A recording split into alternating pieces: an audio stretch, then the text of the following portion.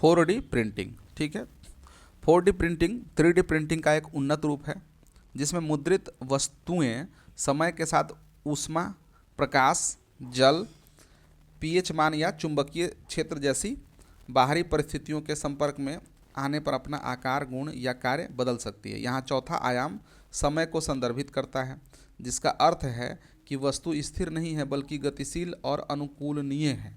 ठीक है, 4D printing की मुख्य विशेषताओं को देखें तो आत्म परिवर्तन यानी कि सेल्फ ट्रांसफॉर्मेशन, मुद्रित जो वस्तुएं होंगी स्वचालित रूप से मुड़ या फैल सकती है।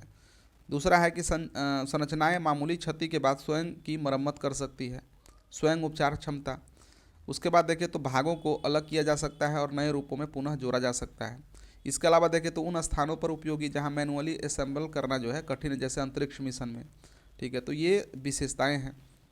स्मार्ट सामग्री देखें तो ये हमने पहला देखा कि आत्म परिवर्तन। इसके बाद दूसरा हम देख लेते हैं कि स्मार्ट सामग्री। इसमें आकृति स्मृति यानी कि शेप मेमोरी, पॉलीमर का उपयोग किया जाता है जो आकृति को याद रखता है तथा उसी पर वापस लौटता है। हाइड्रोजेल, जल में फैलते सिकुड़ते हैं जिससे जल चालित परिवर्तन संभव हो पाते हैं। इसके बाद देखिए तो विद्युत सक्रिय पॉलीमर सक्रियन के लिए विद्युत पर प्रतिक्रिया करते हैं।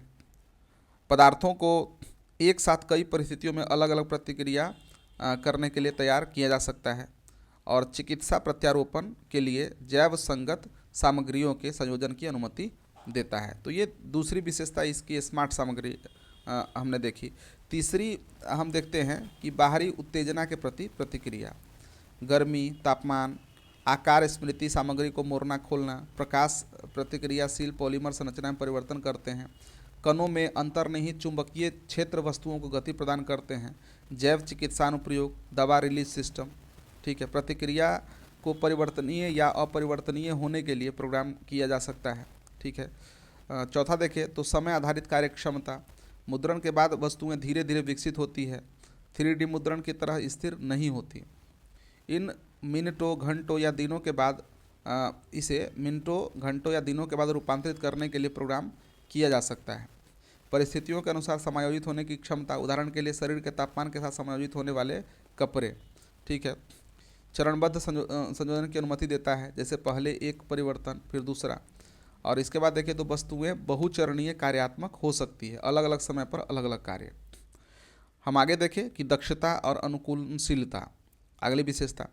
तो विनिर्माण में आवश्यक वस्तुएं एवं पदार्थ की संख्या एवं मात्रा कम हो जाती है। जटिल मैनुअल असेंबली को समाप्त करके लागत में कटौती की जाती है। संरचनाएं पर्यावरण के अनुकूल हो सकती है, उदाहरण के लिए एरोस्पेस पंख मध्य उड़ान में समायोजित हो जाते हैं। इसका हल्का डिजाइन एरोस्पेस और रक्षा में महत्वपूर्ण।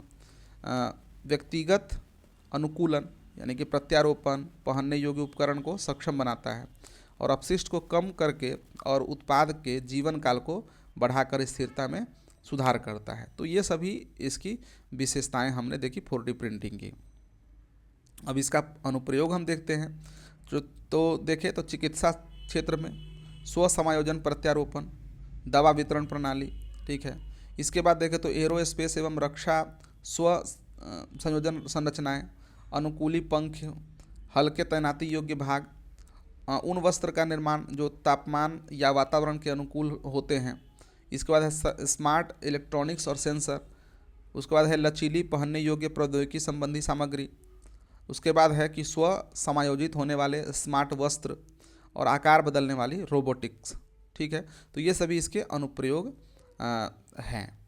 और इसके लाभ हम क्या देख सकते हैं तो मैनुअल असेंबली की आवश्यकता कम हो जाती है, उत्पादों को अनुकूली और बहुक्रियाशील बनाता है। ठीक है, उत्पादन के समय और सामग्री की बचत होती है। ठीक है, व्यक्तिगत चिकित्सा और प्रत्यारोपण को सक्षम बनाता है। ये सभी 4D प्रिंटिंग के लाभ। चुनौतियों को देखें तो स्मार्ट सामग्री की उच्च लागत, बड़े पैमाने पर अनुप्रयोग अभी सीमित है, सटीक पर्यावरण नियंत्रण की आवश्यकता और अभी भी अनुसंधान प्रक्रिया के प्रारंभिक चरण में है। ठीक है, तो अभी ये सभी भावी तकनीक और प्रौद्योगिकी है ठीक है, तो हमने 4D प्रिंटिंग के बारे में पढ़ा।